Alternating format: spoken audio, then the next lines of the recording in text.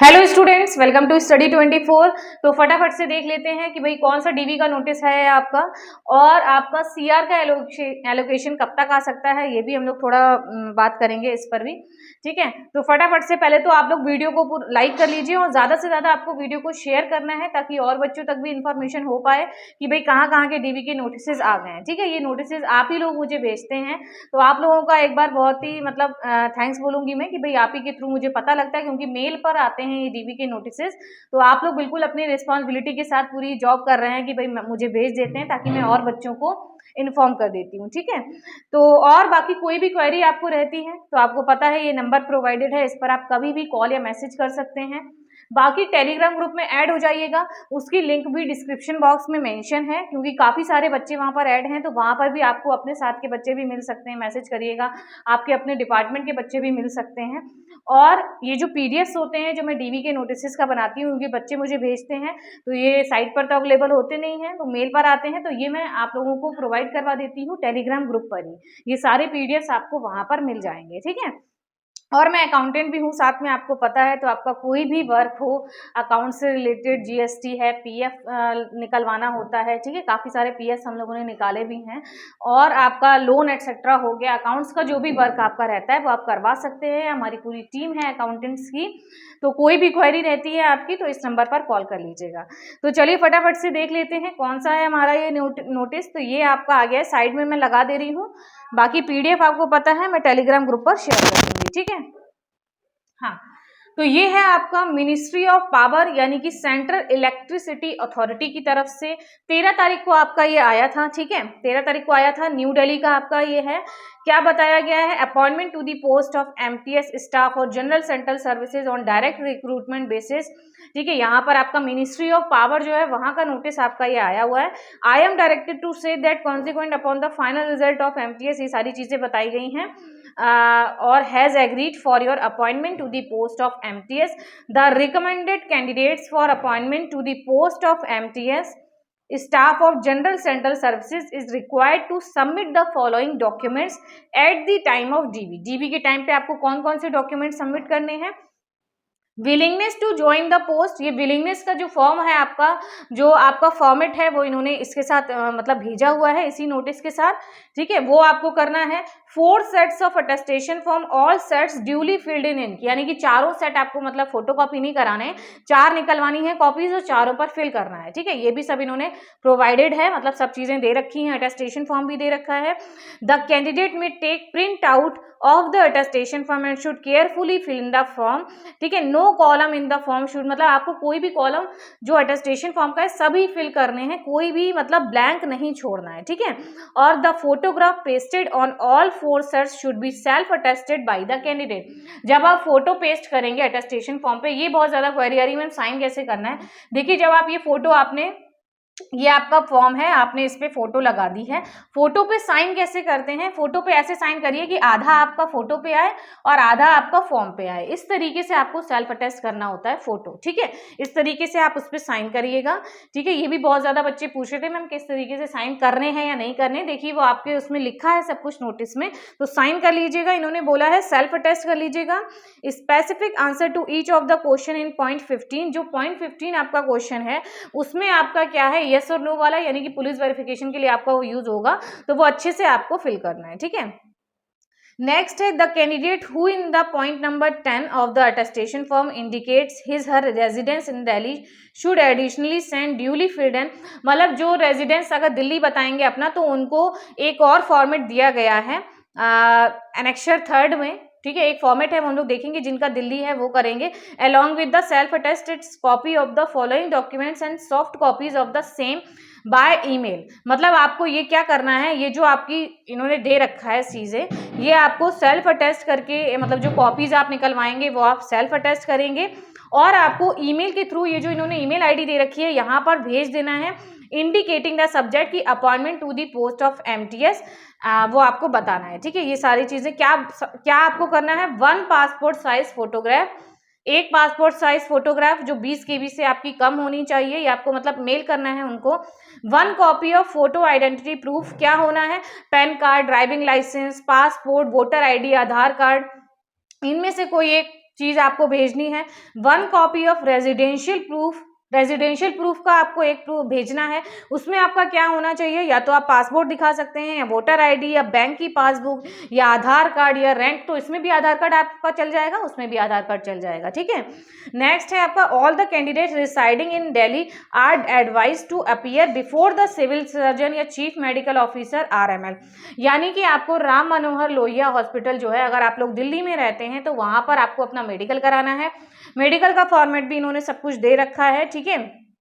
The candidates may take appointment date and time of medical examination on any, मतलब आप वहां जाकर कोई भी अपॉइंटमेंट डेट ले सकते हैं, मतलब मेडिकल के लिए, ठीक है। फिर आपका है all the candidate residing outside Delhi, जो भी लोग दिल्ली में नहीं रहते हैं तो वो उनको कहाँ पर कराना है, तो वो कराएंगे medical officer of the district where the candidates are presently residing. ये भी बहुत ज्यादा क्वेरी आती है कि मैम मेडिकल वाला जो है वो हमें कहाँ कराना है, जहाँ हम रह रहे हैं या हमने जहाँ का परमानेंट एड्रेस, जैसे बहुत से बच्चों का जैसे गांव वगैरह का एड्रेस है या कहीं का है जो वहाँ अभी नहीं रह रहे हैं, तो जहाँ पर आप अभी रह रहे हैं उस डिस्ट्रिक्ट के वहाँ पर आप उस डिस्ट्रिक्ट के हॉस्पिटल से करा सकते हैं और CMO से आप वो करवा लेंगे, साइन करवा लेंगे, ठीक है। वहाँ से आप मेडिकल अपना कराइएगा। नेक्स्ट आपका क्या दे रखा है, हाँ, इसमें एक लेटर दिया गया है, वो आप लेटर लेकर जाएंगे। ये सारी चीजें आपको करवानी है। The candidates are required to give a statement और डिक्लेरेशन फॉर्म होता है मेडिकल के साथ, वो भी आपका दे रखा है। ये सारी चीजें दे रखी हैं। और आपका क्या है, medical certificate in original to the candidate who will submit the same with the attestation form के साथ आपको करना है सबमिट, ठीक है। In case any other authority letter is required by the office of medical authority concern, the undersigned may be contact through email deputy director personal, ठीक है। वो चीजें अगर मेडिकल वाले कुछ और मांगते हैं आपको तो वो चीज आप यहाँ से ले सकते हैं, ठीक है। वो चीज दे रखी है आपकी।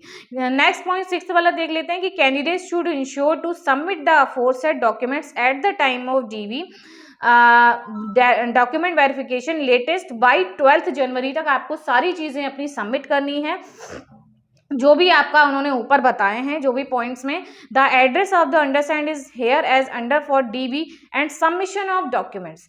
क्या करेंगे, वो जो एड्रेस दे रखा है यहाँ पर आपको अपना DV और जो डॉक्यूमेंट सबमिट करने हैं उसके लिए आपका ये है, ठीक है। एड्रेस है भाई आपका नीरजा वर्मा डेप्यूटी डायरेक्टर के लिए, न्यू दिल्ली में आपको करवाना है, सेवा भवन। The candidates must note that in case at any stage it is found the candidate certificate is fake, वही अगर आपकी चीज़ें फेक पाई जाती हैं तो आपका कैंडिडेचर कैंसिल कर दिया जाएगा।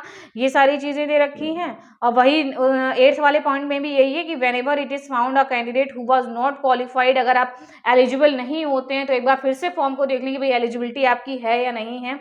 The following particulars documents of each of the candidates will be verified by the appointing authority prior to the issuing, मतलब आपको अपॉइंटमेंट लेटर ऑफर करने से पहले ये सारी चीजें आपकी वेरीफाई करी जाएंगी। डेट ऑफ बर्थ देखा जाएगा, इसेंशियल क्वालिफिकेशंस आपकी क्रूशियल डेट के, यानी कि क्रूशियल डेट आपकी फेब में थी तो तब का इसेंशियल क्या मांगा गया है 10th, वो आपका कंप्लीट होना चाहिए। SC ST का अगर आपने लिया है मतलब बताया है वो सब चीजें आपकी होनी चाहिए, ये सब आपका होगा। In respect of OBC the extend guidelines regarding creamy layer status may be following strictly. OBC certificate देखिए, अगर कोई डॉटर है, कोई लड़की है तो उसका जो OBC सर्टिफिकेट बनता है वो फादर के उससे बनता है, ठीक है। क्या लिखा है, OBC certificate should be issued as daughter of that is carrying her father's name, ठीक है, फादर्स नेम के ऊपर बनता है। The genuineness of OBC certificate indicating NCL का आपका होना चाहिए, नॉन क्रीमी लेयर का होना चाहिए, ये सारी चीजें दे रखी हैं।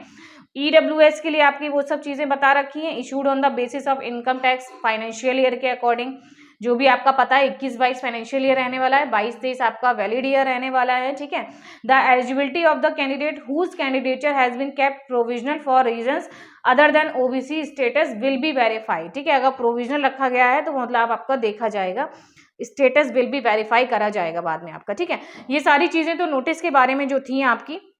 फिर इसके देखिए ये विलिंगनेस फॉर्म आपका दे रखा है, फिर आपका अटेस्टेशन फॉर्म दे रखा है, विलिंगनेस अटेस्टेशन, ये सारी चीजें। फिर candidates detail for Delhi police verification, जिनका भी दिल्ली है रिसाइडिंग वो ये वाला भेजेंगे, क्योंकि दिल्ली में पुलिस वेरिफिकेशन देखिए इन्होंने पूरा हेडिंग में भी लिख रखा और पॉइंट में भी हम लोगों ने पढ़ा था, ठीक है, वो ये वाला करेंगे। फिर आपका ये फॉर्म ऑफ मेडिकल सर्टिफिकेट है, फिर वही स्टेटमेंट और डिक्लेरेशन फॉर्म आ गया है, ठीक है, ये सारी चीजें आ गई हैं आपकी। और फिर आपका नेम ऑफ कैंडिडेट्स, कितने बच्चों की लिस्ट है ये 26 और उनके नाम के आगे उनका रोल नंबर दे रखा है। ये 26 बच्चों की लिस्ट है जो डीवी अपना 12 जनवरी तक सभी डॉक्यूमेंट्स आपको सबमिट करने हैं। ठीक है, तो ये पूरा नोटिस था आपका मिनिस्ट्री ऑफ पावर की तरफ से। ठीक है, ये आपका नोटिस है। और देख लेते हैं हम लोग।